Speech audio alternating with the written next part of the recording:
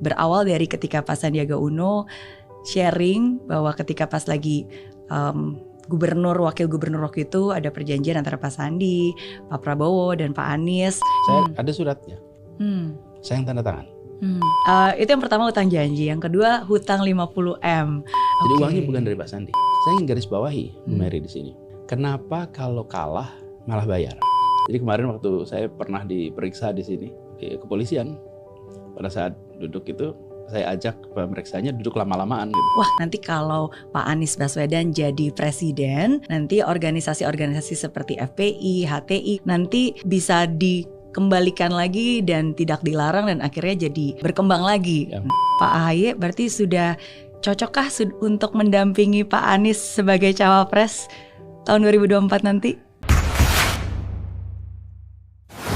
Hari ini saya bersyukur bisa bertemu dengan bakal calon Presiden Republik Indonesia Bapak Anies Baswedan. Terima kasih Bu Mary, saya senang sekali akhirnya bisa sampai dan bisa ngobrol sama-sama. Saya udah banyak ngikutin dulu dari mulai awal ketika baru kembali ke Jakarta. It's great to be here. Thank you. Tadi di awal ketika pertama kali ketemu Pak Anies, rasanya seperti bertemu sahabat lama. Karena emang udah lama kenal Pak Anies. Tapi sebelum kita ngobrol-ngobrol hari ini, bertukar pikiran, belajar dari pemikiran-pemikiran Pak Anies dan juga pengalaman, saya mau kasih lihat foto jadul nih. Nggak tahu Pak Anies masih ingat atau enggak. Belum, ini benar-benar belum lihat. Benar-benar belum lihat ya. Oke, jadi ada 3 hal yang ingin saya tunjukkan dulu di awal sebelum nanti kita ngobrol. Oke, yang pertama itu adalah, nih saya tunjukin fotonya. Tada! Ya, ini 2015 ya kalau nggak salah. Iya. Oh, tahu loh 2015. Ya. Wow, kok hebat, kok bisa tahu? Hebat lah kamu. Oh gitu, sebagai Menteri Pendidikan, yes. Jadi saya berkunjung ini, hebat loh bisa inget tahunnya 2015. Iya, jadi waktu itu banyak banget hal-hal yang Pak Anies kita lakukan. Senang karena yang dikerjakan oleh Bu Mary ini adalah satu pendekatan untuk pengembangan potensi kapasitas ya, yang membuat kita semua melihat belajar dengan cara yang berbeda. Karena kebanyakan kita selalu merasa kalau belajar itu structured lewat persekolahan dan lain-lain. Sementara your approach is different.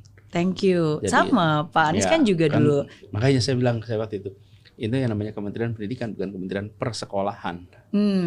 Jadi kita harus bisa menjangkau seluruh aktivitas yang punya unsur pendidikan. Betul. Walaupun tak selalu sekolah. Di sekolah. Makanya salah satu hal pada saat itu yang Pak Anies juga lakukan adalah bagaimana mentor-mentor orang-orang yang memang sudah berhasil di luar dan mendekatkan mentor itu untuk bisa mengajar ke anak-anak yang memang butuh belajar. Betul. Dan yang sering hilang kan adalah inspirasi.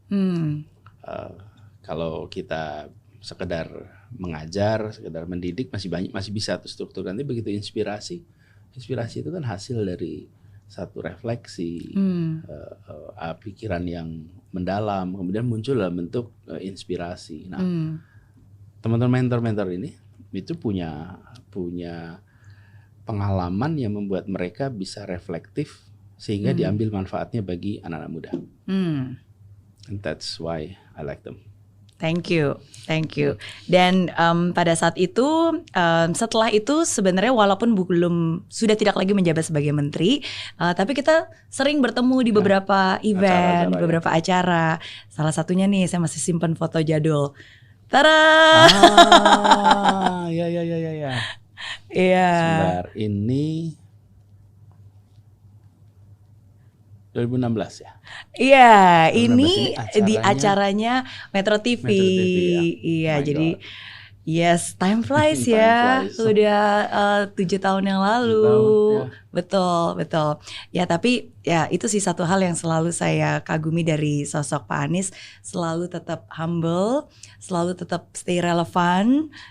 Dan selalu ada di mana-mana juga, dekat dengan masyarakat gitu. Dan walaupun selalu seperti itu ya. Iya. Dan setelah itu Pak Anies menjadi gubernur, belum sempat ketemu dan foto-foto lagi dengan Pak Anies. Biasanya sibuk di ngurusin event Jakarta. sibuk ngurusin Jakarta. Tapi ada satu video yang ingin saya tunjukkan ke Pak Anies, Sure. 15 detik aja. Sure. Terus nanti saya minta komentar tanggapannya Pak Anies. Oke, kita lihat dulu ini. Oke, bentar ya, saya putar 15 detik aja.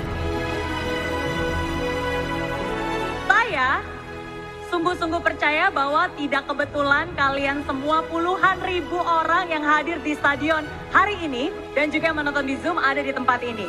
Ingat, kalian adalah sosok yang spesial. Kalian berharga. Dan kalau saat ini kalian nggak merasa, itu karena kalian belum menyadarinya. Oke. Nah, jadi saya berada di tempat yang sangat spesial, Jakarta International Stadium. Dan itu luar biasa. Saya sebagai warga negara Indonesia dan juga warga DKI Jakarta bangga bisa ada tempat semegah itu. Dan apalagi ketika saya punya kesempatan untuk berdiri di sana, membagikan dan membawakan sesi, itu wah, rasanya beda, ya? It just feel so amazing gitu, bisa punya kesempatan dan diberi kesempatan seperti itu. Itu perasaan saya. Sekarang saya membayangkan bagaimana perasaannya Pak Anies Baswedan ketika melihat JIS yang dibangun di masanya Pak Anies. Iya, itu setiap kali lihat begitu ada rasa haru, rasa syukur gitu ya. Betapa sebuah mahakarya yang dilahirkan dari tangan-tangan keringat anak-anak Indonesia yang dididik di Indonesia. Bahkan ini dikerjakan oleh 100% anak-anak Indonesia.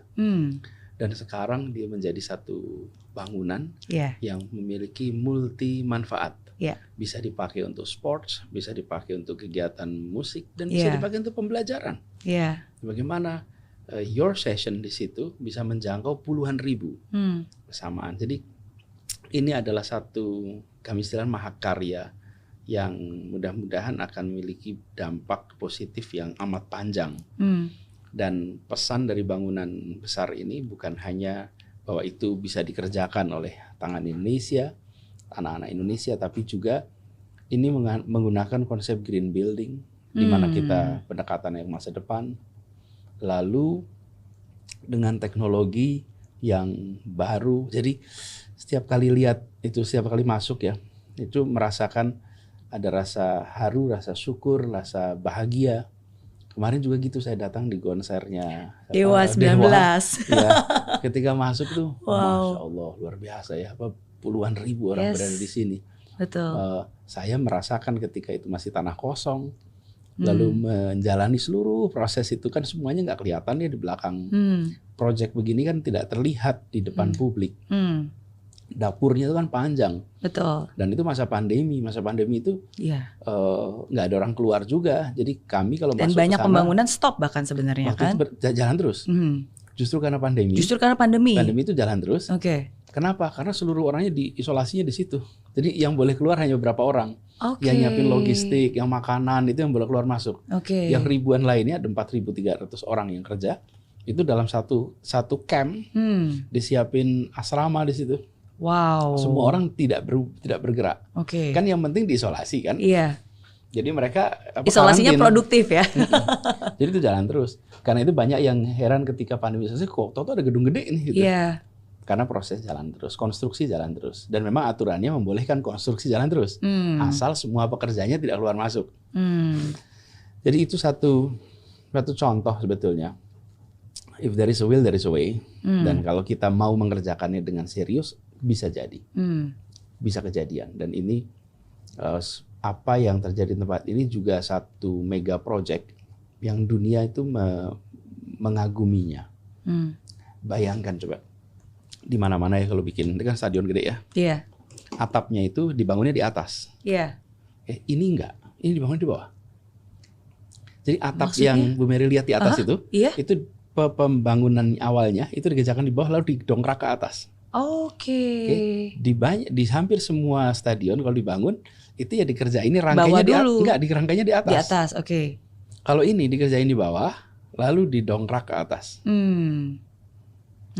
Nah beratnya atap itu sekitar 3.400 ton. Iya. Kira-kira kalau satu mobil aja itu maksimal 1,5 ton lah, satu mobil itu. Jadi bayangkan ada 2.000 mobil diangkat bersamaan. That's no small work. Meleset selesai. Kenapa itu dikerjakan? Karena waktu itu ngejar waktu.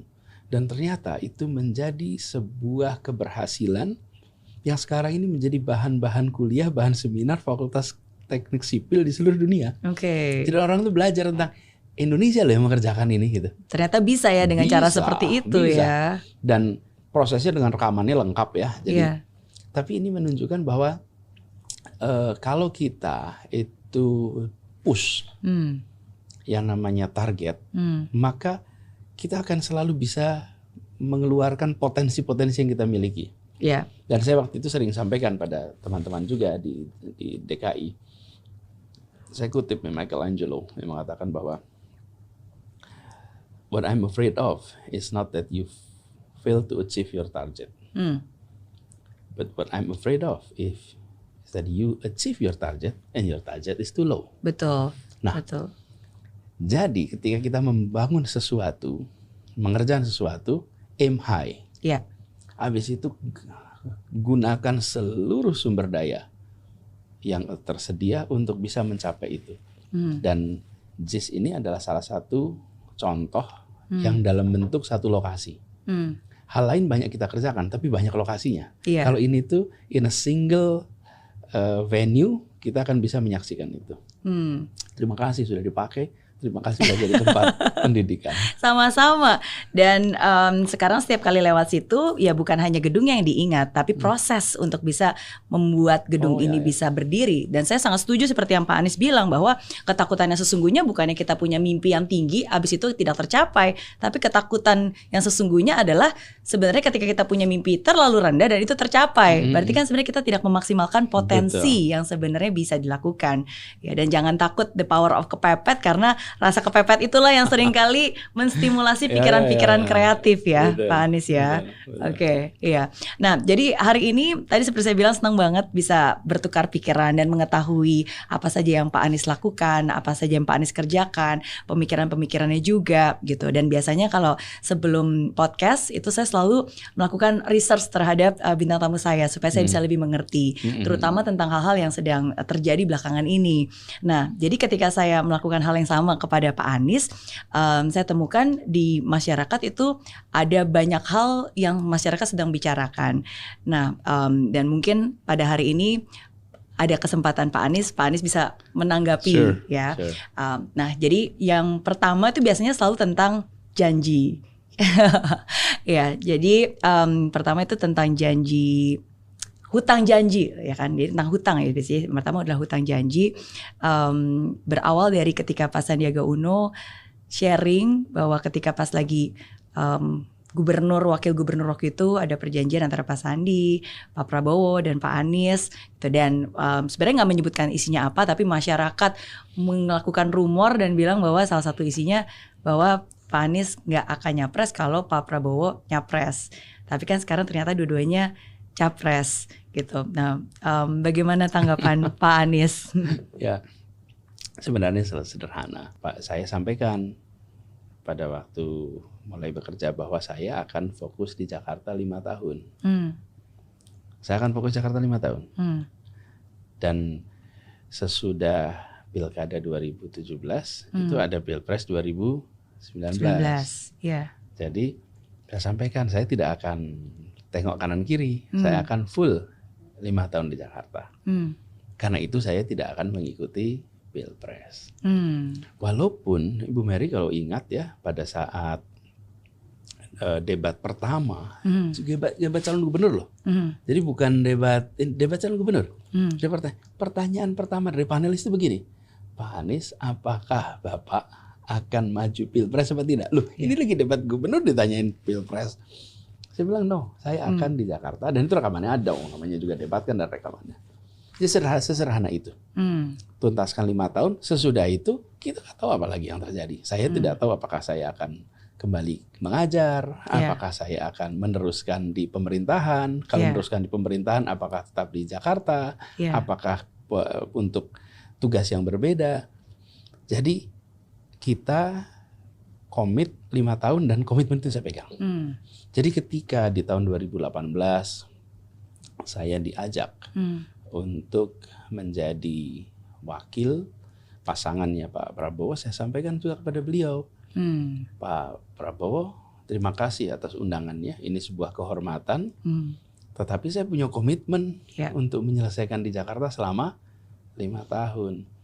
Jadi saya rasa itu, dan memang kuncinya adalah menyelesaikan janji dengan warga Jakarta. Karena janji saya dengan warga Jakarta banyak. Saya tanda tangan tuh kontrak-kontrak politik dengan warga jaringan rakyat miskin kota, dengan kampung akuarium, dengan masyarakat kaki lima, itu semua janji-janji yang saya harus tunaikan. Apa yang saya harus sampaikan kepada mereka kalau setelah 1 tahun saya pergi, kemudian nanti mereka tidak lagi percaya kepada proses demokrasi karena yang bertanda tangan untuk mengikuti pemilu begitu saja meninggalkan. Saya tidak mau kerjakan itu, dan itulah yang kemudian saya laksanakan. Sesudah itu selesai, saya nggak tahu berikutnya apa kan. Dan apalagi tahun 2017, dari mana kita tahu apa yang akan terjadi 5-7 tahun yang akan datang. Tapi itulah komitmennya dan itu yang dilaksanakan. Terima kasih Pak Anies sudah menanggapi dan setuju. Pak Anies sudah memenuhi janji untuk bisa menyelesaikan masa tugas sebagai gubernur, dan bahkan bukan hanya itu, approval ratingnya pun juga sangat baik. Alhamdulillah. Dan memang ketika ngobrol itu memang nggak nyebut tahun. Misalnya saya berjanji menyelesaikan 5 tahun. Tidak ada menyebut 5 tahun sampai tahun 22, kemudian tidak akan ikut 1, 2 dia. Ya kira-kira nggak gitulah kira-kira. Itu yang pertama, hutang janji. Yang kedua, hutang 50M. Yang terakhir Pak Sandi menyebutkan setelah didoakan dan juga dipertimbangkan, didiskusikan dengan keluarga, beliau ikhlaskan hutang 50M itu. Menurut tanggapan Pak Anies? Jadi begini, pada masa kampanye itu banyak sekali yang melakukan sumbangan. Banyak sekali. Ada yang kami tahu, ada yang kami tidak tahu. Dan ada yang memberikan dukungan langsung kepada apakah relawan, apakah tim. Nah, kemudian ada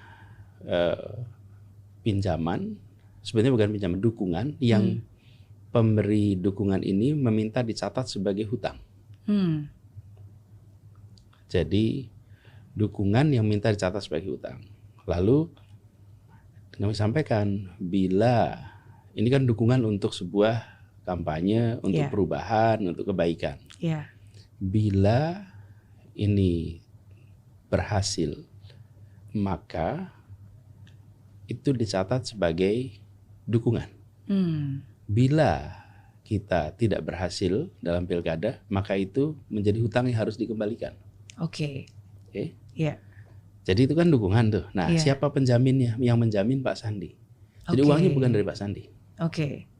Itu ada pihak ketiga yang mendukung. Kemudian saya menyatakan, saya ada suratnya, surat pernyataan hutang. Saya yang tanda tangan. Dan di dalam surat itu disampaikan, apabila pilkada kalah, maka saya berjanji, saya dan Pak Sandiaga Uno berjanji mengembalikan. Dan saya dan Pak Sandi, yang tanda tangan saya. Apabila kami menang pilkada, maka ini dinyatakan sebagai bukan hutang dan tidak perlu, jadi selesailah. Gitu, itu bentuk dukungan ya, dan sudah selesai, betul. Jadi itulah yang terjadi. Makanya begitu pilkada selesai, menang, selesai. Saya ingin garis bawahi Bu Mary di sini. Kenapa kalau kalah malah bayar? Kenapa? Kan kalau kalah bayar. Biasanya orang berpikir kalau menang bayar gitu. Udah kalah bayar lagi. Aduh, itu kan lebih beban lagi. Ya, biar motivasinya lebih serius. Kalau kalah maka saya akan berada di luar pemerintahan. Maka di situ saya cari uang untuk mengembalikan. Mungkin saya bisnis, mungkin saya usaha apapun supaya mengembalikan. Saya di luar pemerintahan. Kalau saya menang, saya masuk pemerintahan, saya tidak cari uang di pemerintahan untuk membayar itu. Iya. Nah, kalau tidak saya harus ngumpulin uang bayar hutang. Iya. Lah bukankah ini yang menjebak kita selama ini? Betul. Dengan segala macam praktek-praktek fundraising untuk apa? Untuk biaya pilkada. Kemarin sebaliknya. Bila kalah maka saya di luar pemerintahan, sah dong cari uang. Betul. Sah dong punya usaha. Betul. Tapi begitu menang saya di pemerintahan malah tidak usah. Justru itulah dukungan Anda untuk Jakarta yang lebih baik. Betul, bukan? Dukungan untuk membawa perubahan untuk itu. Perubahan Jakarta. Jadi mengembalikannya dalam bentuk perubahan, janji apa yang bakal dikerjakan gitu kan. Persis. Itu mindset baru. Oke. Cuman kan itu ada perjanjian yang karena ada seseorang yang mengungkap ya sekarang kita ceritakan. Iya. Ada dokumennya. Iya. Jadi kalau memang satu saat itu dianggap perlu dilihat boleh aja, tidak ada sesuatu yang luar biasa di situ. Iya. Jadi tidak ada sebuah hutang yang hari ini harus dilunasi. Nggak ada. Iya. Karena ketika pilkadanya selesai. Betul. Jadi menjadi aneh gitu ketika sekarang kita bicarakan soal ada hutang yang belum selesai, sudah selesai ketika dulu karena perjanjiannya begitu. Terima kasih sudah memberikan informasi. Dan ini Bu Mary, saya berharap mudah-mudahan pola seperti ini itu bisa menjadi bahan referensi untuk dipikirkan. Bahwa mendukung itu untuk perubahan. Ya. Bukan mendukung sebagai investasi untuk nanti dikembalikan dalam bentuk privilege. Gitu, mindset itulah yang harus dirubah ya. Karena banyak orang mungkin bukan apa adanya tapi ada apanya di belakang. Tapi thank you sekali lagi karena banyak kurangnya informasi membuat banyak orang itu berasumsi. Jadi dengan informasi yang sekarang saya dengar langsung dari Pak Anies Baswedan itu sangat membantu sehingga banyak orang juga lebih mengerti. Iya. Tapi ini sih yang menarik Pak Anies karena kan Pak Anies kan dari dulu mimpinya jadi guru, terus di dunia pendidikan, terus akhirnya jadi gubernur dan sekarang bakal jadi calon presiden. Apa yang berbeda selama 5 tahun belakangan ini dari seorang Anies Baswedan dan apa yang masih tetap sama sebenarnya? Ya, kalau berbeda dalam artian wawasan, spektrum, pengalaman urusan menjadi bertambah sekali. Sekarang saya merasa bersyukur bahwa bertugas di Jakarta itu membuat saya belajar tiap hari. Tiap hari belajar. Dalam setiap pertemuan dengan jajaran, saya belajar. Bicara tentang perencanaan tata ruang, di situ saya belajar. Bicara tentang kesehatan, bicara tentang perlindungan perempuan, perlindungan anak, kemudian sampai kepada urusan pengelolaan pencakar langit, pengelolaan kampung, padat, kumuh. Jadi itu saya merasakan mengalami transformasi. Dan yang saya bawa selama memimpin di Jakarta adalah nilai. Nilai itu yang menjadi pegangan. Nilai apa yang jadi bahkan begini, ketika saya mulai masuk bekerja, saya tanyakan di DKI ini apa nilai yang menjadi pegangan kita semua. Belum ada. Jadi belum ada nilai, sebuah set of values yang pegang. Sementara nilai itu penting. Karena nilailah yang membuat kita tahu mana benar, mana salah, mana baik, mana tidak baik. Betul. Kalau kita tidak punya nilai itu, ya values ya, bukan skor, values. Betul. Karena itu kenapa kalau perusahaan punya namanya corporate values, organizational values. Untuk memberikan batasan karena kan. Karena values itu menjadi pegangan. Lalu disepakatilah ada 5 nilai lah yang disepakati. Nah, saya garis bawahi bahwa kehadiran sebuah pemerintahan adalah untuk menghadirkan rasa keadilan bagi semua. Jadi our job itu memberikan rasa keadilan bagi semua.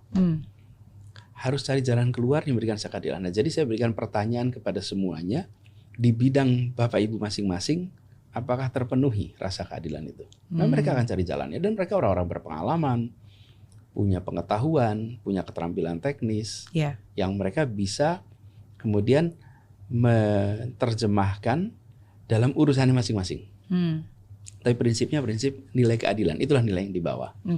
Jadi saya merasa ada pengembangan yang luar biasa secara pengalaman, secara pengetahuan yang itu membuat saya bisa merasakan bagaimana sebuah kebijakan yang makro menjadi eksekusi mikro sangat praktis.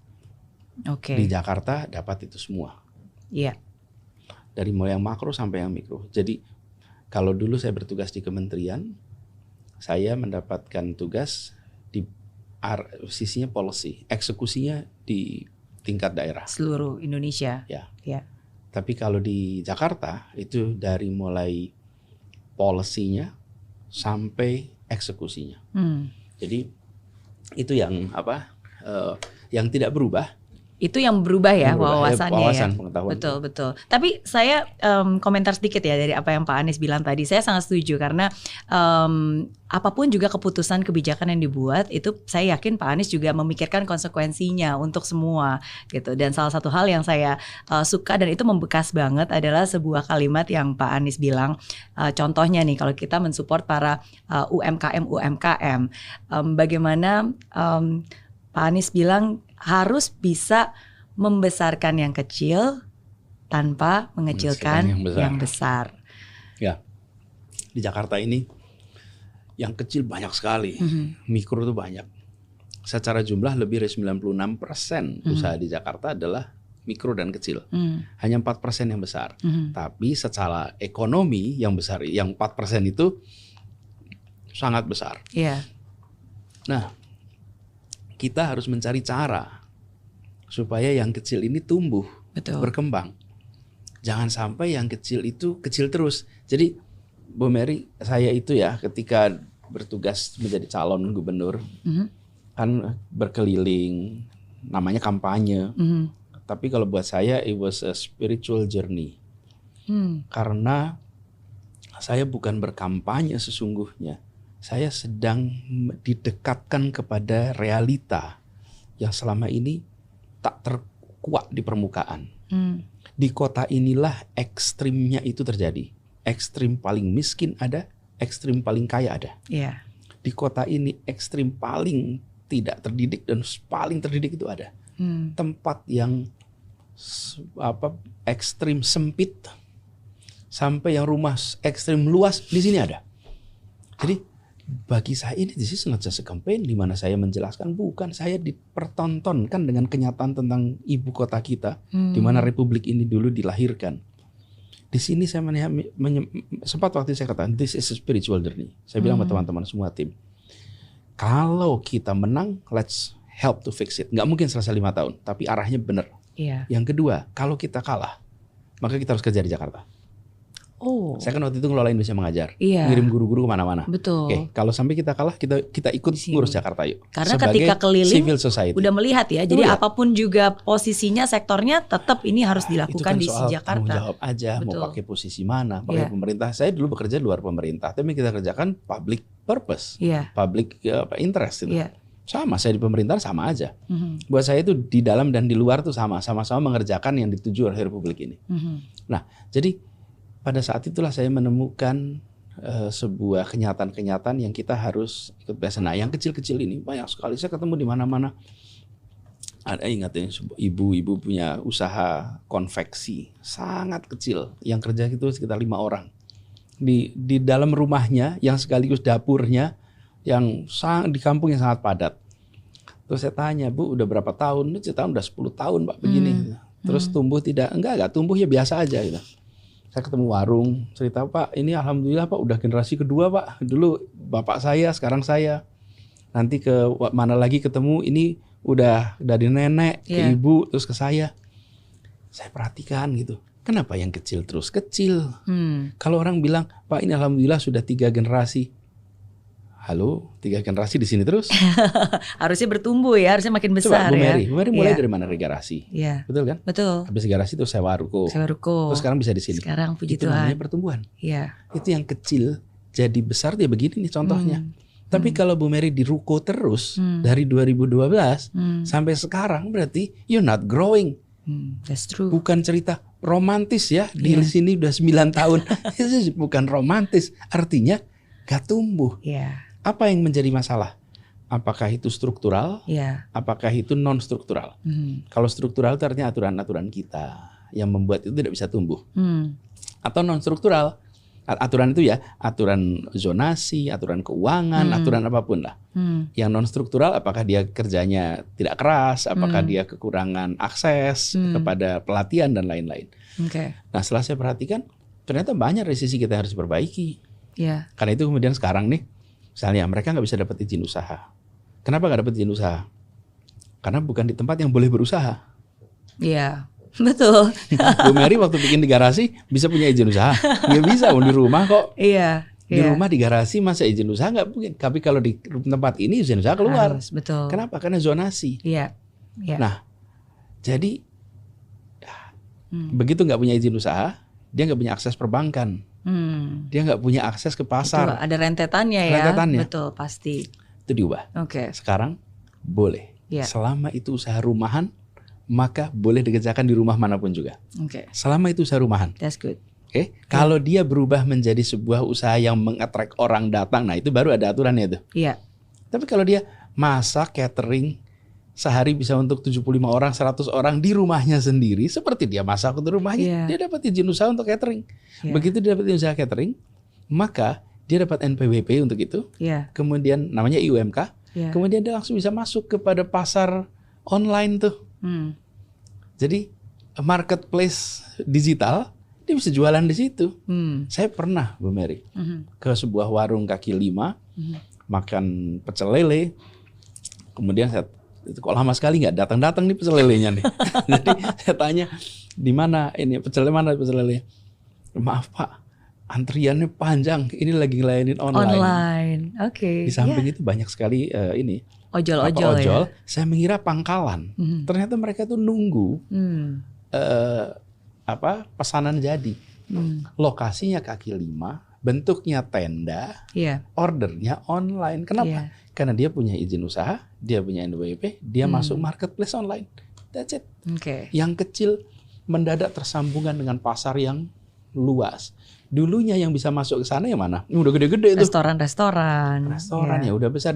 Mereka lah yang bisa tersambungkan kepada marketplace. Nah ini contoh bagaimana membesarkan yang kecil. Tanpa mengecilkan yang besar. Kadang-kadang kita besarin yang kecil sambil musuhin yang besar. Jangan, yang besar ini kita butuhkan. Betul. Ada hal contoh sederhana lagi, misalnya. Dulu Jalan Jenderal Sudirman dan Jalan Tamrin itu akan ditutup dari motor roda 2. Saya bilang ini. Kenapa ditutup? Ya supaya mengelola lalu lintas. Sebentar. Itu pesanan online yang diantar naik motor berapa per hari? Kami cek. Do you know how many deliveries a day? 500.000. 500.000 per hari? Delivery per hari. Lewat jalan itu. Dari mana taunya? Ya untung ada aplikasi online. Data ya. Datanya kelihatan. Iya, big data. Itu tahun 2018 ya data itu. Saya nggak tahu hari ini, barangkali lebih banyak lagi. Bayangkan kalau kita tutup. Itu order makan siang, makan malam, snack dari macam-macam. Dari ribuan rumah tangga nggak bisa diantar ke situ. Atau kalau diantar dengan harus kendaraan mobil. Lebih mahal ya. Itu yang disebut sebagai structural. Kita bicara keadilan sosial. Jangan sampai jalan yang paling prestigious di Indonesia namanya Jalan Sudirman dengan bisnis distrik sentralnya di situ, justru dia tidak memiliki dampak kepada rumah tangga yang ada di seluruh Jakarta. Ketika kita membuat sebuah kebijakan, sadari apakah ini memenuhi value kita menghadirkan keadilan sosial. Kalau tidak, let's fix it. Karena itu kenapa kemudian motor boleh.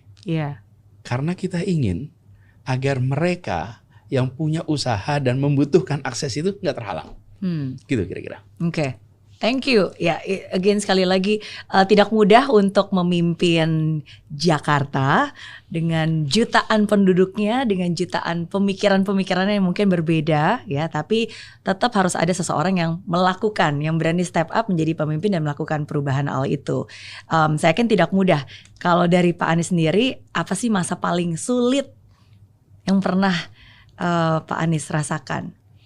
Masa paling sulit, paling stres. Pernah stres nggak sih?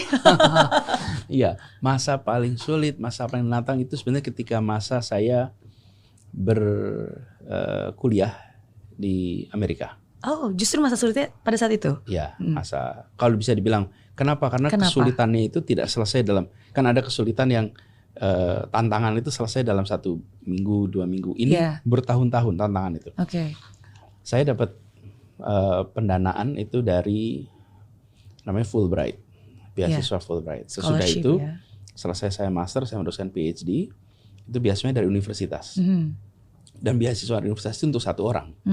Kalau saya berangkat dari Indonesia, dibiayai dari Indonesia, maka ada biaya untuk keluarga, biaya untuk berangkat pulang. Kalau ini hanya untuk satu orang, tapi saya dengan keluarga. Oke. Jadi kami itu sebulan dapat stipend sebagai asisten dosen. Uang saku ya?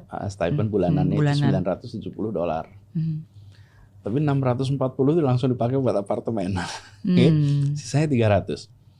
Jadi pada masa itu saya harus kerja ekstra untuk mendapatkan pendapatan yang cukup. Karena saya dengan istri, dengan anak satu waktu itu. Jelas 300 itu nggak akan cukup. Karena kebutuhan, kan satu bulan aja nggak cukup tuh $10 sehari. Gitu.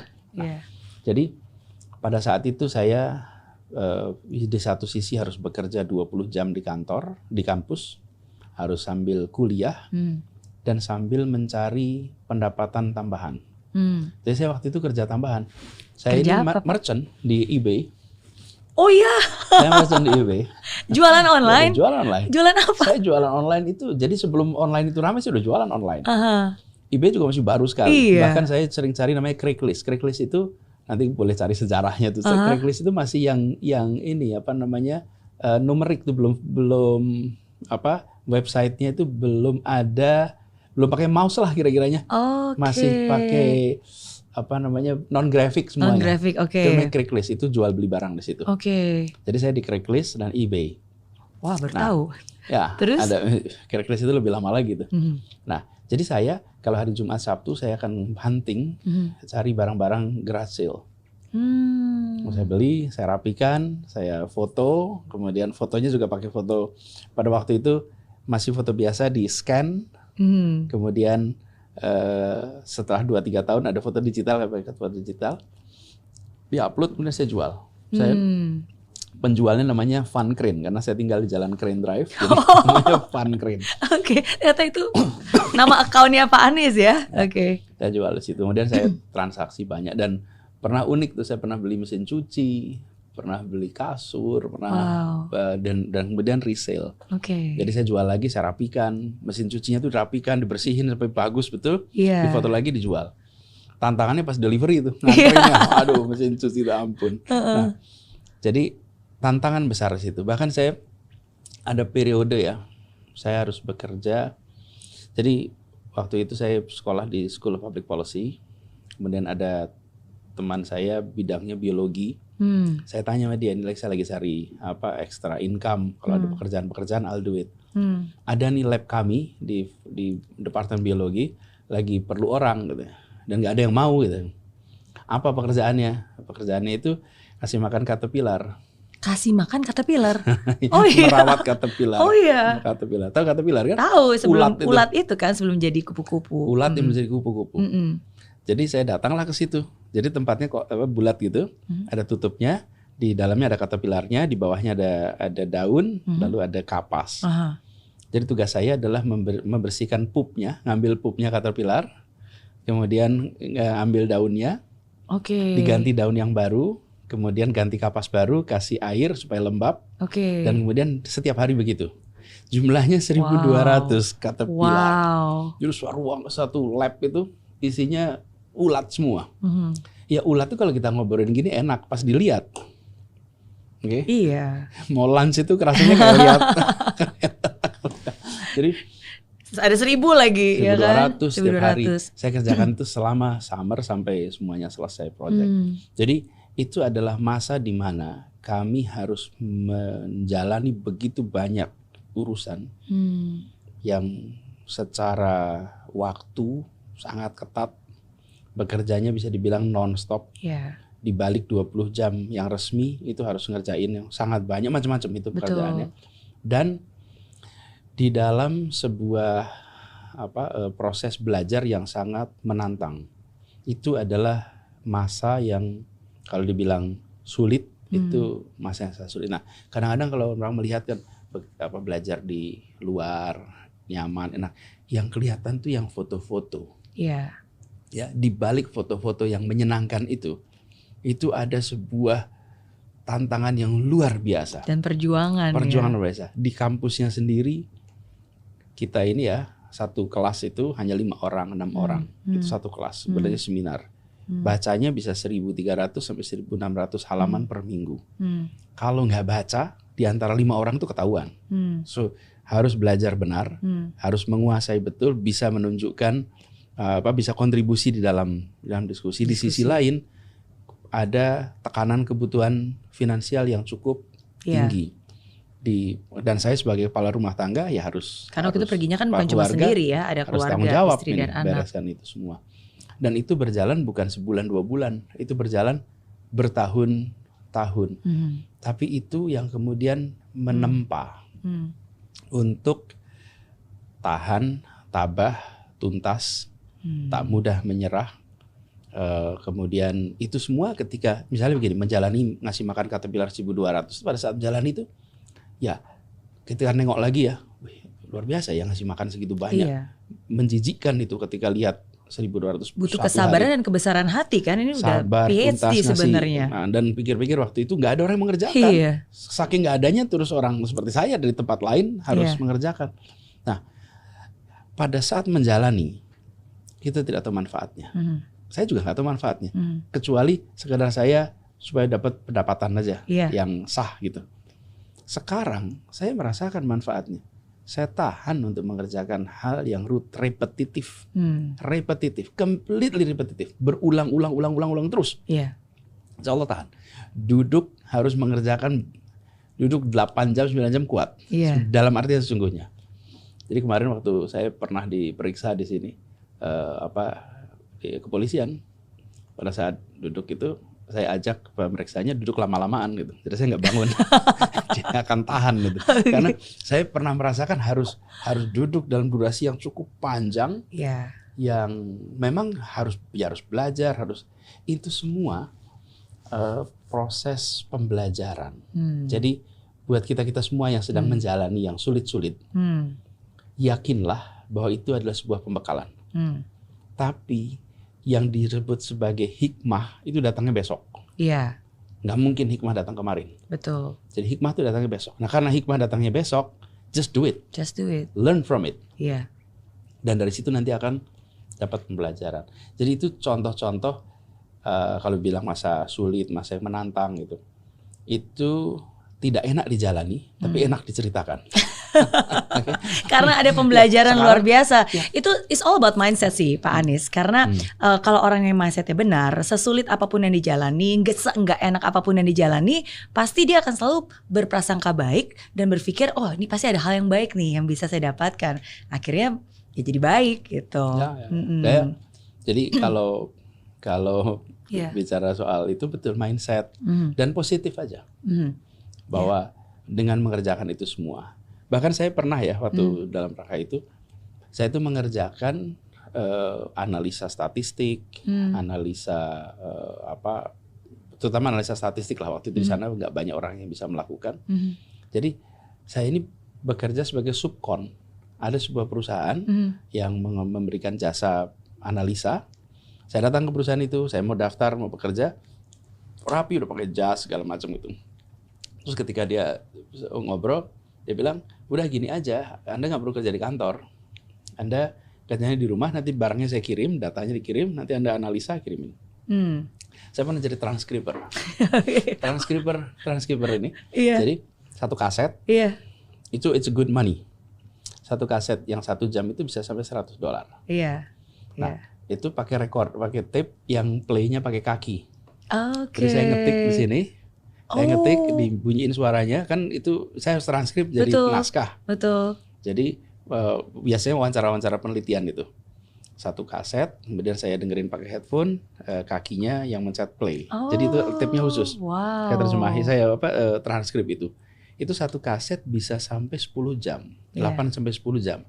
Walaupun kasetnya 1 jam tuh. Tapi ngerjainnya kan ngerjainnya betul. Satu-satu diulangin gitu.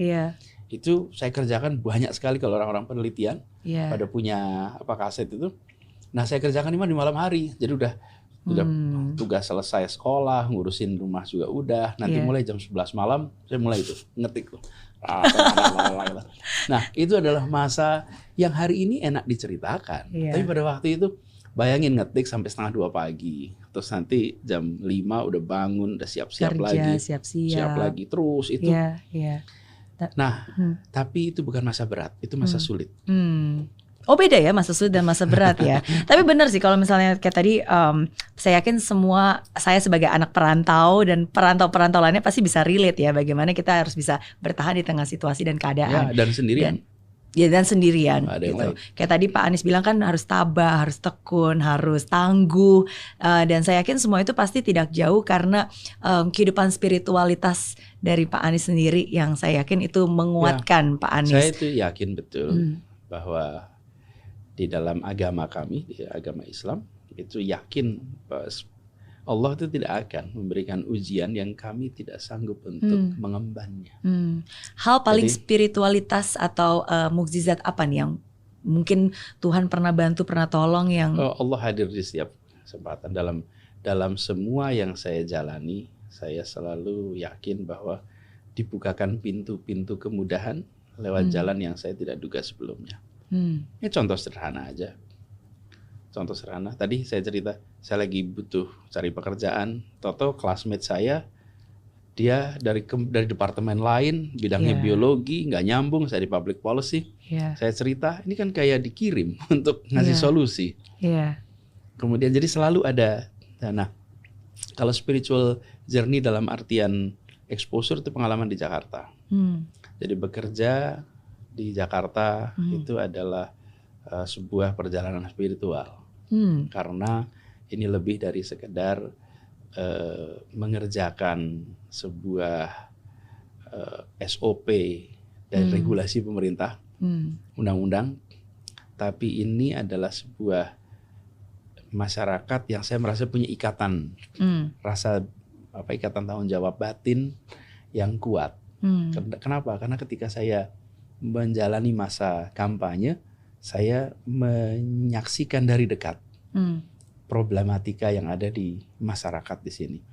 Jadi saya sering, kenapa misalnya sebagai contoh ya, saya kan datang kampung-kampung padat, kumuh gitu.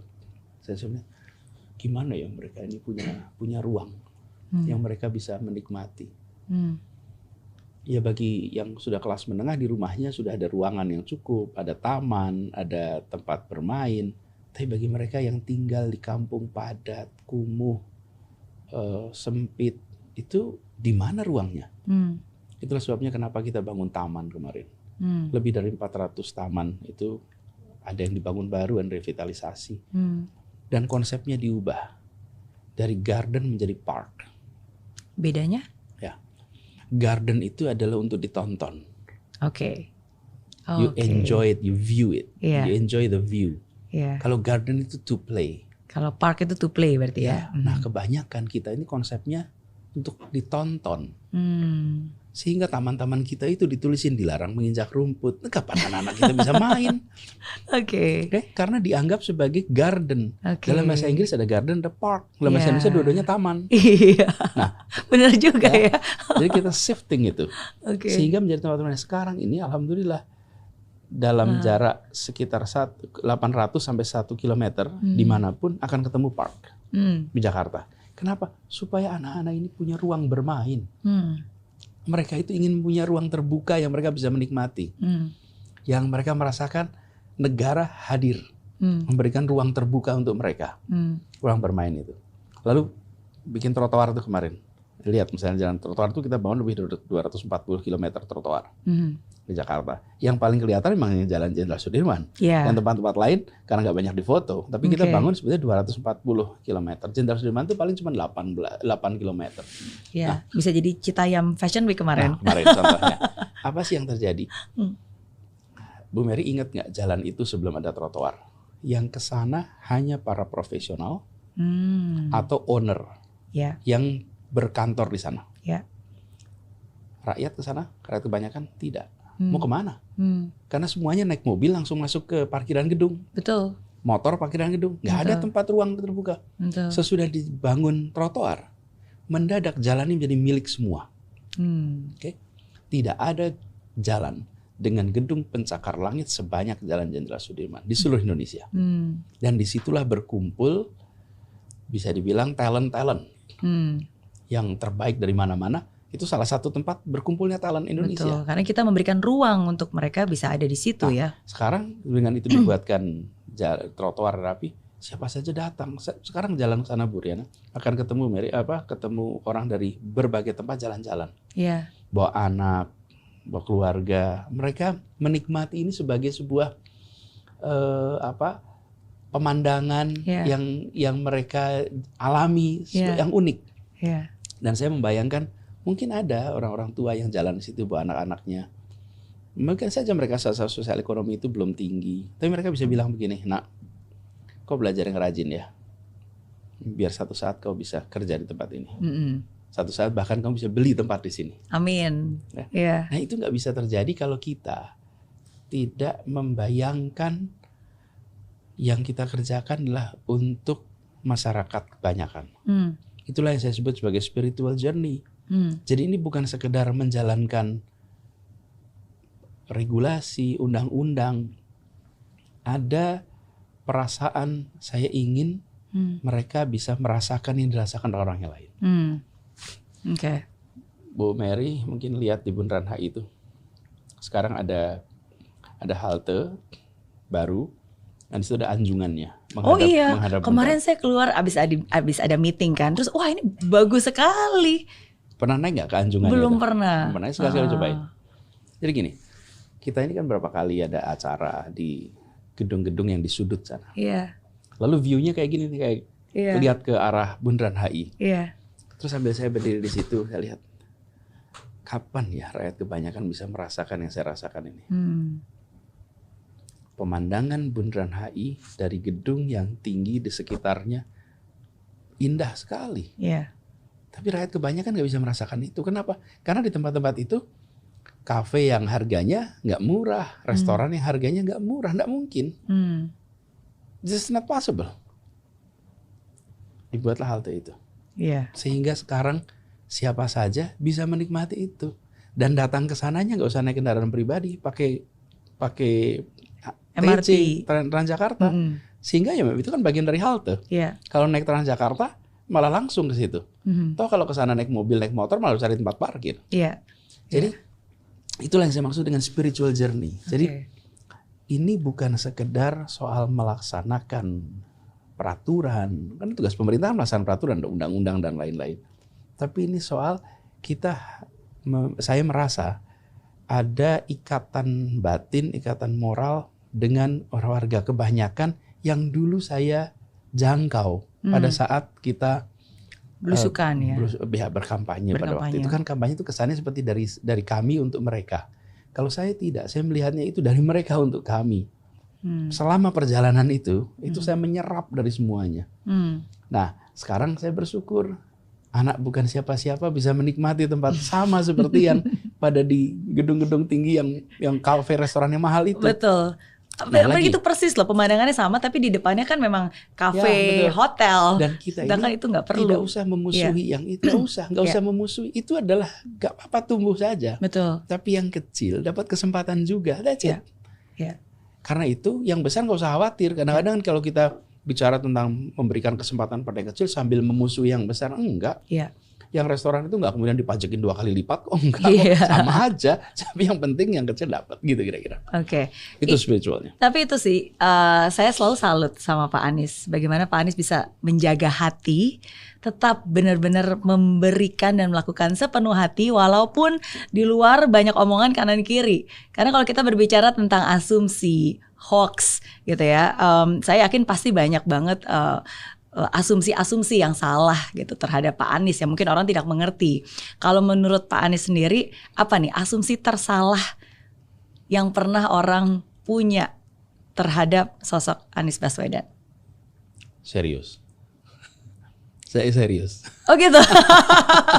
Asumsinya berpikir bahwa Pak Anies serius. Serius, kemudian kutu buku, kemudian nggak bermain, nggak relax, itu yang paling sering muncul. Jadi bayangannya mungkin karena saya itu sekolah ya agak, dan kemudian kalau barangkali kalau bicara saya sampaikan dengan runtut gitu.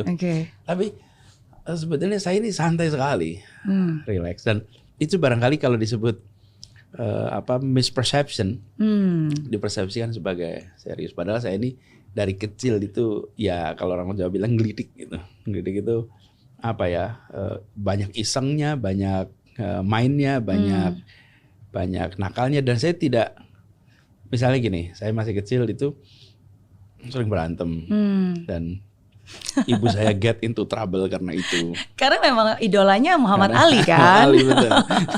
Ali. Jadi misperception yang paling banyak tuh serius. Sementara saya santai, saya menikmati. Cuman karena hampir selalu aktivitas yang saya terlibat itu yang semi serius, yang kelihatan di depan banyak orang gitu, yang nggak seriusnya nggak kelihatan di depan banyak orang gitu. Itu mungkin. Karena kadang-kadang ada beberapa orang atau mungkin beberapa kelompok masyarakat yang memiliki asumsi dan berpikir bahwa Pak Anies itu radikal, Pak Anies itu menggunakan agama untuk berpolitik, untuk memenangkan sebuah pertandingan kompetensi. Apakah itu asumsi yang salah? Nah, itu sebabnya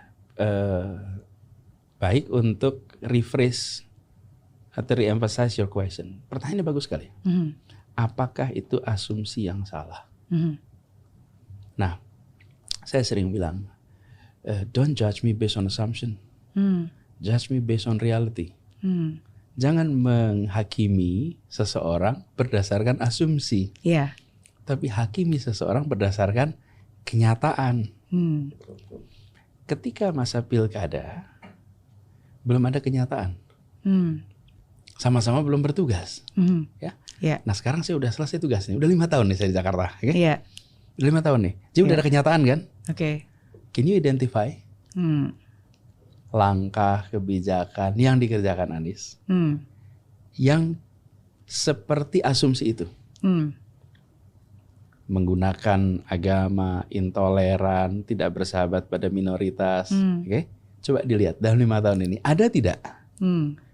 Kalau tidak ada, berarti asumsi itu salah. Dan tidak boleh dipakai lagi demi akal sehat, betul kan? Betul. Nah, jadi saya bersyukur sekali sudah selesai 5 tahun. Dan saya berharap yang punya asumsi itu cek dong di sini. Jadi jangan saya yang menjawab.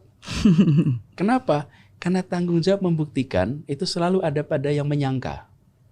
That's true. Tidak pernah orang yang disangka yang harus membuktikan. Jadi kalau misalnya saya menuduh seseorang, saya harus bawa bukti. Bukan yang tertuduh yang harus memberikan bukti. Yang menuduh yang harus memberikan bukti.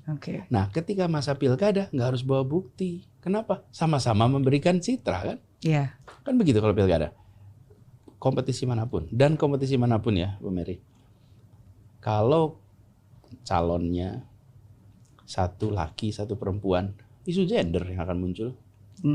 That's true. Kalau calonnya beda etnis, satu suku Sunda, satu suku Jawa, satu suku Batak, isu etnis muncul. Kalau calonnya satu agamanya Islam, satu agamanya Kristen, isu agama akan muncul di seluruh dunia. Dan itu kan selalu ada ya, karena bahkan ada satu situasi di mana satu negeri terpolarisasi untuk sebuah pemilihan yang nggak ada orangnya. Di mana tuh? Ingat nggak Brexit? Brexit. Ada orangnya itu? Nggak ada orangnya. Ada agama nggak? Ada keyakinan nggak ada.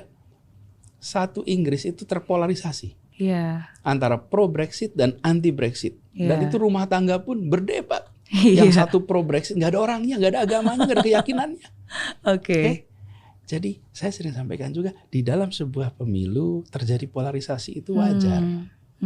Dan polarisasi itu bukan perpecahan. Ada urutannya, Bu Mary. Polarisasi dibiarkan menjadi friksi, dibiarkan lagi menjadi konflik. Kalau dibiarkan lagi jadi pecah. Jadi kalau ada polarisasi itu, ini kita polarisasi nggak sih? Kita polarisasi, polar itu kan kutub. Iya. Ini kutub seberang sana sama kutub sini, ini dua ini. Iya. Tapi terjadi dialog. Oke. Dan dalam pemilu ya di mana-mana selalu ada begitu. Yang penting sesudah itu siapapun yang menang embrace semua. Betul. Perbanyak komunikasi, kurangi Perjangkau asumsi. Semua.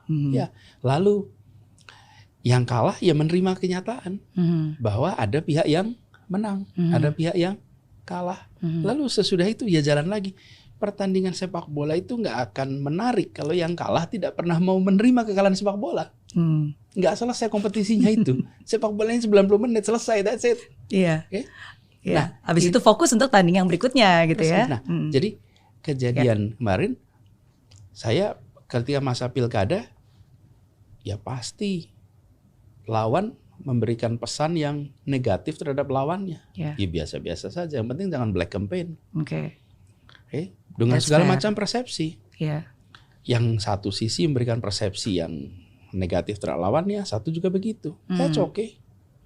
Sesudah selesai, saya bertugas nih. 5 tahun maka itu, Bu Mary, saya tidak menerima wawancara media internasional selama 4 tahun pertama. Oh gitu. Ya. Kenapa? Karena media internasional tidak akan membahas soal pengelolaan kampung, pendidikan, kesehatan. Mereka ya taunya isunya isu agama, politik. Oke. Saya tunggu sampai tahun keempat. Setelah sampai tahun keempat, pertanyaan itu saya jawab dengan pertanyaan balik. Apakah Anda melihat di Jakarta terjadi intoleransi, terjadi diskriminasi, terjadi ketegangan, atau sebaliknya di Jakarta tenang, damai? 5 tahun kemarin ada nggak ketegangan di Jakarta? Ada nggak perasaan bahwa ada sebuah tekanan antar kelompok? Ada. Itu boleh dicek tuh. Karena mungkin banyak orang mengantisipasi. Kalau tadi kan Pak Anies bilang pilkada dan itu sudah selesai dan diselesaikan dengan baik dengan apa yang dilakukan Pak Anies selama 5 tahun. Tapi kan ke depannya ada pilpres nih. Dan ada mungkin beberapa orang atau mungkin ada orang-orang yang berasumsi rumor yang bilang bahwa wah nanti kalau Pak Anies Baswedan jadi presiden, nanti organisasi-organisasi seperti FPI, HTI yang sekarang dinyatakan sebagai organisasi terlarang nanti bisa dikembalikan lagi dan tidak dilarang dan akhirnya jadi berkembang lagi. Ya. Sederhana. The best predictor of future pattern is your past pattern. Bicara tentang masa depan, lihatlah masa lalu. Lihatlah masa lalu. Jadi ketika kemudian kita memberikan asumsi, lagi-lagi asumsi ya. Asumsi itu diulang-ulang seakan itu kenyataan. Asumsi apapun lah. Asumsi apapun. Jadi kalau ini Bu Mary pakai baju merah, tapi kita semua bilang biru, apa yang terjadi? Saya jadi bingung. Biru. Iya, kan? Bu Mary sudah bingung, biru merah gitu. Semua orang bilang yang biru gitu. Iya. Jadi sesuatu yang itu yang saya alami. Jadi bayangkan, ini secangkir air putih. Iya. Secangkir air putih nih. Tapi kalau ada 10 orang di ruangan ini, rame-rame bilang ini air keras. Apa yang tercipta di luar sana? Ini air keras. Iya. Narasi maka itu saya tidak mau menjawab ini air putih, enggak. Udah pada nyobain aja. Cobain aja sendiri. Caranya apa? Saya udah kerja 5 tahun nih. Udah 5 tahun, coba dah Anda lihat sendiri dah. Iya. Terjadi tidak? Iya. Jadi, saya selalu bilang kalau Anda ditanya tentang hal yang sifatnya masa depan, jawablah dengan rekod yang dikerjakan masa lalu. Karena itulah yang paling valid. Soalnya kalau masa depan itu kita bisa ngarang kok soal masa depan. Tapi kalau masa lalu nggak bisa ngarang, karena udah kejadian. Dan dalam psikologi kita tahu tuh, the best predictor of one's behavior adalah your past behavior. Future behavior adalah your past behavior. Jadi kita proyeksikan aja berdasarkan yang dikerjakan di Jakarta. Bila dikerjakan Jakarta itu berdasarkan konstitusi, misalnya ya kira-kira ke depan akan begitu. Isu apapun. Seperti itu. Nah, kemudian tapi dalam semua kampanye, selalu akan ada menyebarkan rasa takut. Ini di mana-mana, bukan hal yang baru, dan saya juga nggak usah komplain. Saya dulu mengamati orang lain, sekarang saya bagian diamatin gitu.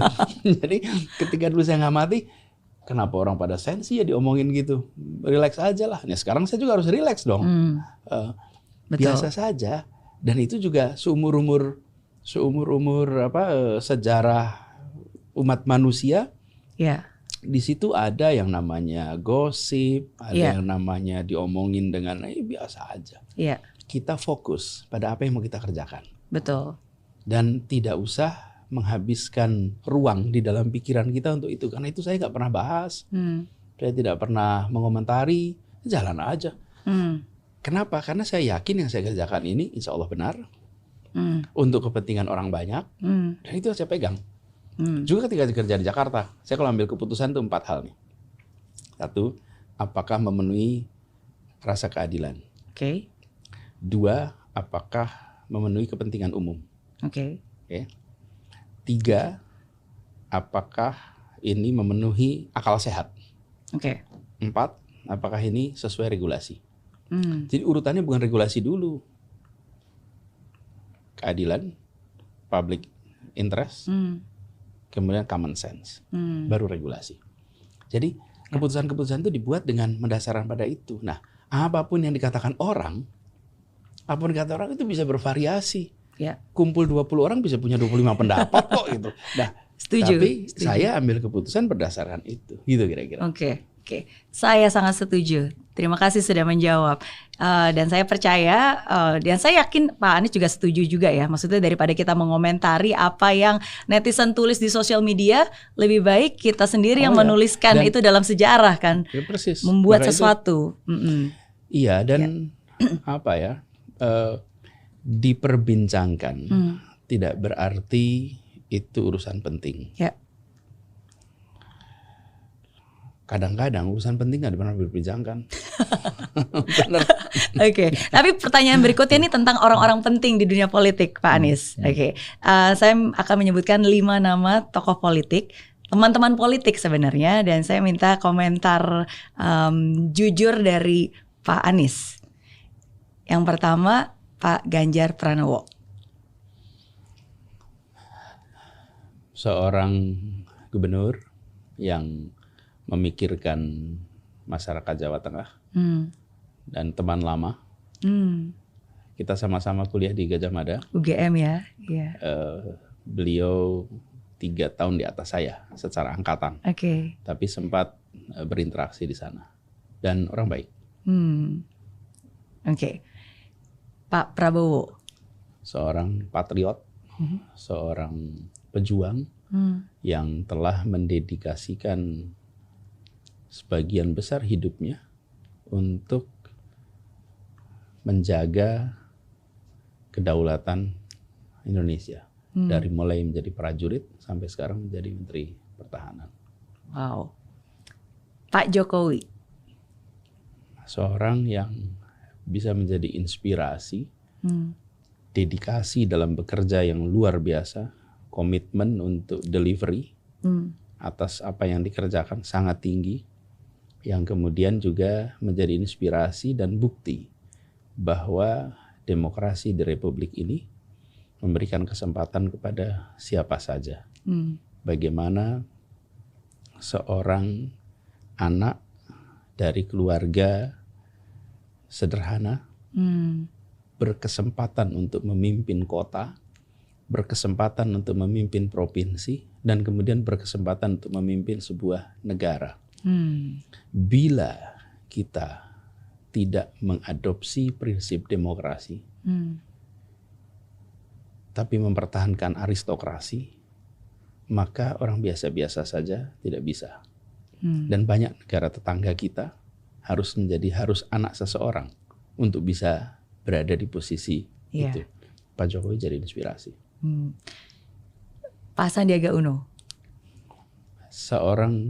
Jadi gini, Pak Sandi itu ibu kita bersahabat. Ibu kita teman sekelas sejak kuliah. Jadi Ibu Min Uno dengan Ibu Aliyah itu satu kelas di Bandung. namanya Fakultas Pedagogi Unpad. Wow. Dan kami adalah sama-sama anak pendidik. Oke. Ibu kami dua-duanya guru. Iya. Dan kami keluarga guru, Pak Sandi juga keluarga guru. Pamannya guru, saudara-saudaranya guru, semuanya adalah orang-orang dari destinasi guru. Iya. Kami bersahabat sejak lama dan tidak pernah membayangkan bahwa persahabatan dari ibu kepada anak kemudian berjalan bersama di pilkada dan bertugas bersama. Jadi partner bahkan. Ya, jadi Pak Sandi akan selalu menjadi sahabat sampai kapanpun. Dan beliau dan keluarga selalu menjadi saudara kita sampai kapanpun. Yang kelima, Pak AHY, Agus Harimurti Yudhoyono. Seorang anak yang cerdas, yang memiliki prestasi sejak usia belia. Ketika masih SMA di Taruna Nusantara, ketika taruna, seorang anak potensial yang pada masa itu ayahnya masih menjadi komandan Korem. Belum seorang pejabat tinggi. Anak dari keluarga pejuang.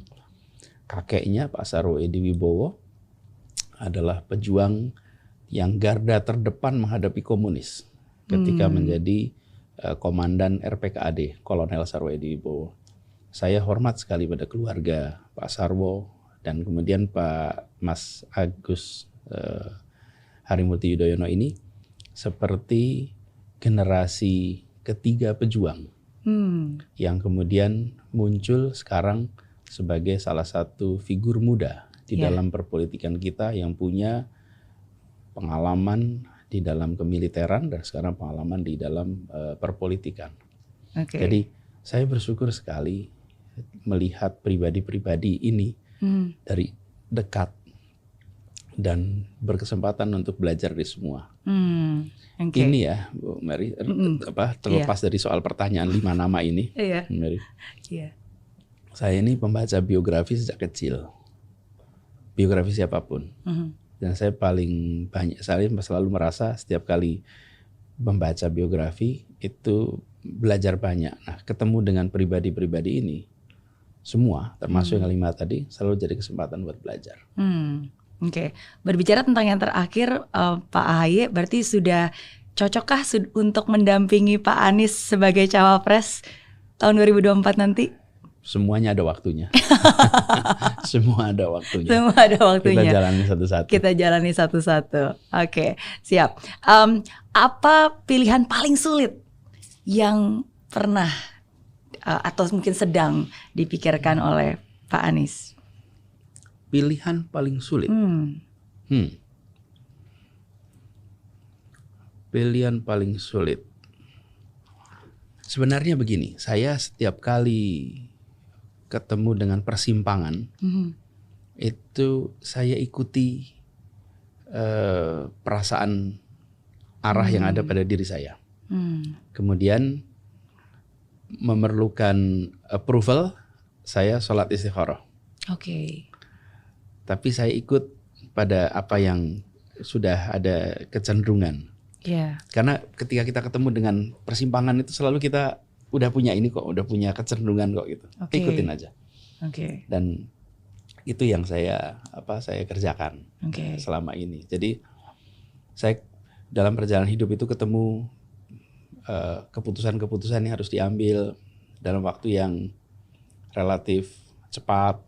Misalnya begini, saya harus memutuskan ketika mau sekolah itu, saya diterima sekolah di Inggris, di Scotland, saya terima sekolah di Amerika. Saya harus putuskan dalam waktu yang hampir cepat. Ambil mana? Karena rute hidupnya berubah nih nanti. Betul. Kemudian saya harus ketika mau kembali, saya harus memutuskan antara mau pulang kembali ke Jogja atau kembali ke Jakarta. Itu juga keputusan besar yang harus diambil. Ketika kemudian saya sudah bekerja di Jakarta, saya dalam persimpangan baru tuh. Ada tawaran untuk bekerja A, bekerja B, bekerja C. Di situ saya harus ambil keputusan. Nah, itu keputusan-keputusan sulit ya yang harus diambil. Tapi kalau keputusan-keputusan sulit itu tidak berarti berat. Saya kan sering bilang. Iya. Kenapa sulit sama berat beda? Bedanya apa? Enggak, begini. Sulit dalam artian banyak faktor yang harus dipertimbangkan. Karena itulah menjadi tidak sederhana, jadi sulit. Berat ringan itu perasaan. Berat ringan itu perasaan. Betul juga sih. Ya. Sebenarnya kadang-kadang nggak sulit ya, cuma berat aja gitu ya. Ya. Nah makanya saya sering katakan urusan yang saya harus keluar di Jakarta itu besar, tapi tidak berat. Karena berat ringan itu perasaan. Kalau berat saya nggak tidur tuh kalau malam. Saya nyatanya alhamdulillah tidur terus. Betul. Saya nggak ada, ya selesai pekerjaan selesai. Betul. Jadi dan saya yakin betul bahwa Allah Tuhan itu selalu akan memberikan jalan keluar rupanya. Benar, insya Allah ada jalan keluarnya. Betul. Nah, jadi setiap kali menghadapi keputusan-keputusan yang disebut sulit, faktor banyak itu saya ikut pada your gut feeling. Pertanyaan terakhir, apa pelajaran paling berharga yang hidup pernah berikan untuk Pak Anies Baswedan?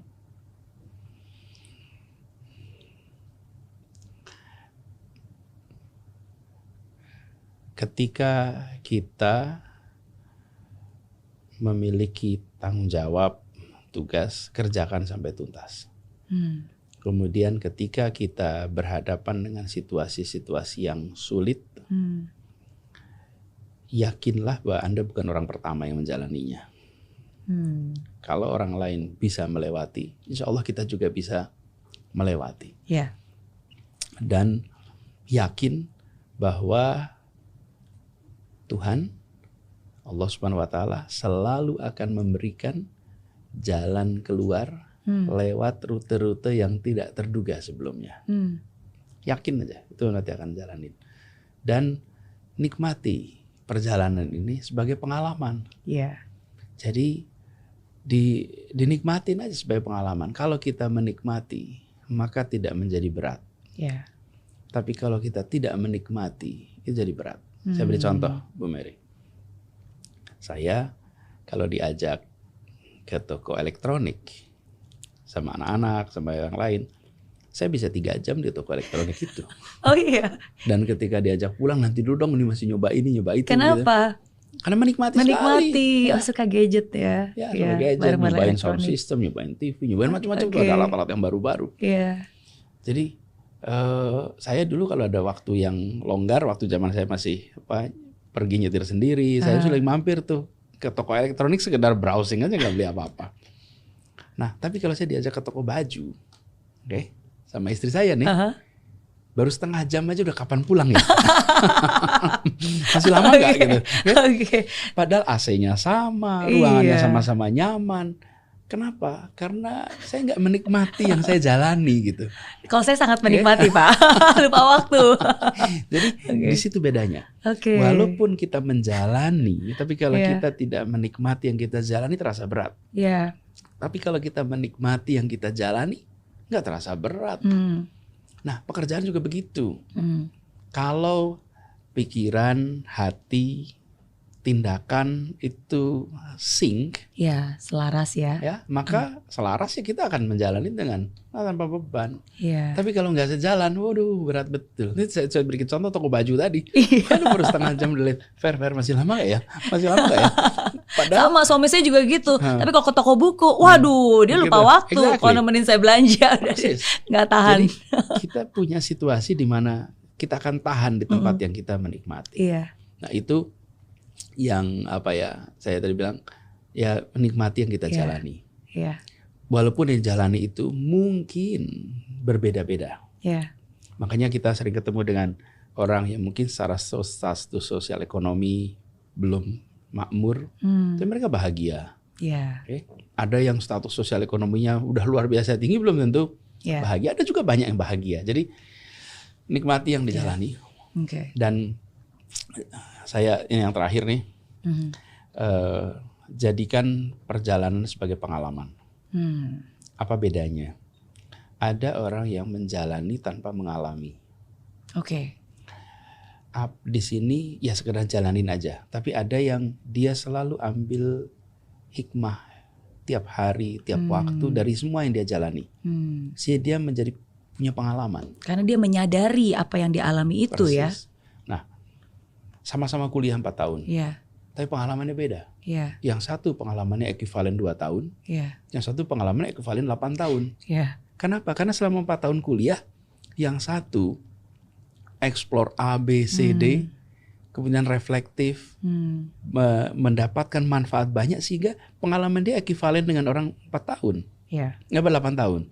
Supir juga begitu. Saya pernah misalnya pengemudi itu ada yang setiap hari belajar rute mana macet, rute mana tidak macet, rute mana efisien, rute mana, sehingga dia menjadi berpengalaman.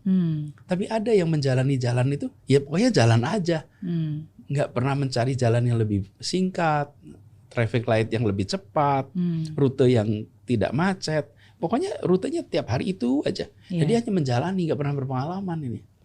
Nah dalam hidup kita akan ketemu lika-liku yang banyak sekali. Semakin kita reflektif, semakin kita ambil hikmah, semakin berpengalaman, semakin matang. Itu sekedar refleksi atas apa yang sudah saya jalani. Terima kasih Pak Anies. Saya sangat menikmati perbincangan hari ini. Banyak belajar, banyak hal-hal yang dikatakan Pak Anies membuka pikiran. Dan dari apa yang saya lihat juga itu sangat berbeda ya. Jadi seperti janji saya, terakhir Pak Anies boleh menanyakan satu pertanyaan apapun untuk saya. Gantian, dari tadi saya nanya terus nih untuk Pak Anies. Iya. Mungkin gini, Bu Mary ini kan menginspirasi, memotivasi. Thank you. Pernah nggak dalam situasi undermotivated? Pernah dong, pasti. Terus gimana caranya?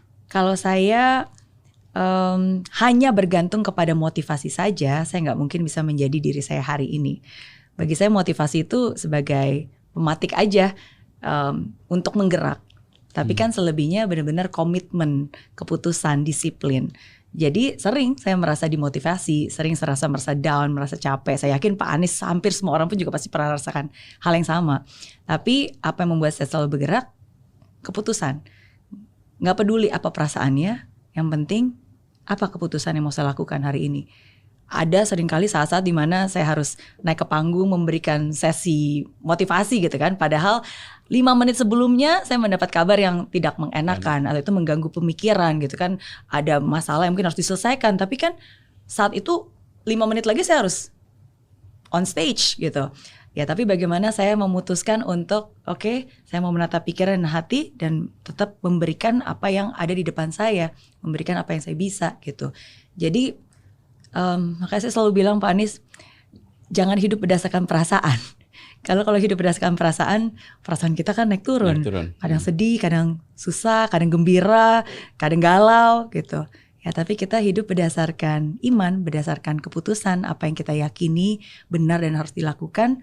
Nggak peduli perasaannya, nggak peduli perkataan orang, ya lakukan saja gitu.